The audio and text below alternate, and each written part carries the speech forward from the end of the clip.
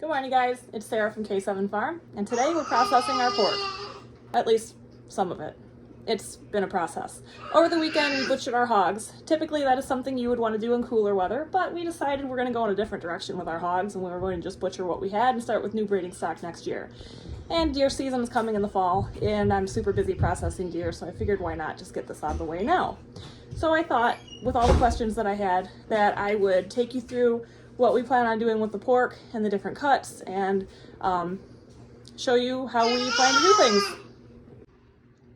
All right, so here we go. We've got a side of pork cut into the primal cuts. This is the shoulder, this is the loin, this is the leg or the ham. Now for the shoulder, this is divided into your Boston butt and your picnic, if you so choose. For me, I'm probably going to turn most of the shoulders into sausage. We like our kielbasa, our smoked sausage, Italian sausage. I already canned about 30 pounds of that, but Brett would like some smoked and then some breakfast sausage. There might be something I'm missing. I can't think of it all right off the top of my head. Now, here's your loin portion, and on the other side of the spine, this roast here is your pork loin. That's where you get your pork chops from.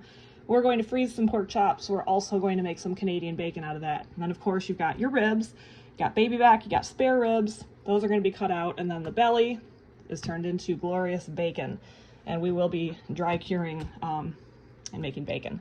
And then finally you have your hind end. This leg is where you get your ham from, your holiday ham. I'm going to debone this on a few of them, and we are going to make some hams. And then of course you've got the lower portion here, the shanks. Those are all going to be ground. And then normally you would have your tenderloin in here, but that has been taken out, and we will probably just be freezing those whole to be used as needed, however we decide to use them. A lot of stuff I like to just freeze with no marinade, no seasoning, just because I never know how we're going to want to use it.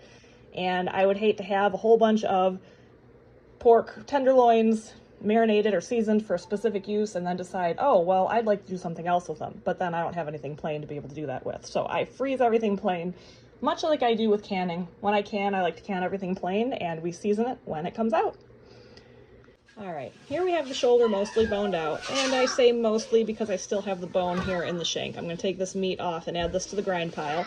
I'm going to smoke the bones for use in soup. Then I've got the brisket here, which I think I failed to mention when we were going over primal cuts, but pork does have a brisket. Then we've got your Boston butt, which is boneless, and we've got your picnic roast, which is boneless. Now, because the majority of these shoulders are going to end up in the grind pile, I'm just going to cut them up into smaller pieces, but if I was to make roasts out of them, I would trim them up. This one, because I had to take the bone out of the middle, I would roll it up. I'd use twine, I'd tie it up, trim it up, make it look nice and pretty. Now, what I might do is take the shoulder roll out of this roast on a couple of them and freeze them for use as roasts. It's a delicious cut of pork, very similar to the chuck in beef, so it might be nice to have some of those around. But here we go. Boned out shoulder. All right, I've got the hind quarter boned. This is going to be smoked. We're going to use this in soup. This is the shank. I'm going to actually debone this and smoke this. It's got the hock on it. We're going to use that also in soup, and then I'm going to trim this up, tie it up, and we're going to get this cured and turned into a cured ham, which we will then smoke. And finally, we've got the loin. Now, admittedly, I did this kind of sloppy and fast because the baby is crying and I need to stop to feed her, but I'd like to get this all back in the fridge before I do that. So, we've got your pork loin here. This is where you get your pork chops, but like I had mentioned before, we are doing Canadian bacon. Yes, this is the Sawzall over here on the side. I just noticed that it's in the frame. I do use that to go through bone when I'm in a hurry. Otherwise, I will use my bone saw. It makes less of a mess. Anyway, we got the ribs. We've got rib tips. We've got baby backs, we've got spare ribs. Could have made these a little longer, but like I said, I got sloppy with this one. We're the only ones eating it, so it doesn't matter that much in this particular case. And then we've got the belly that will need to be trimmed up, and this will be turned into bacon. And of course, this is where the spare ribs were cut out, but that'll all get trimmed up and be delicious.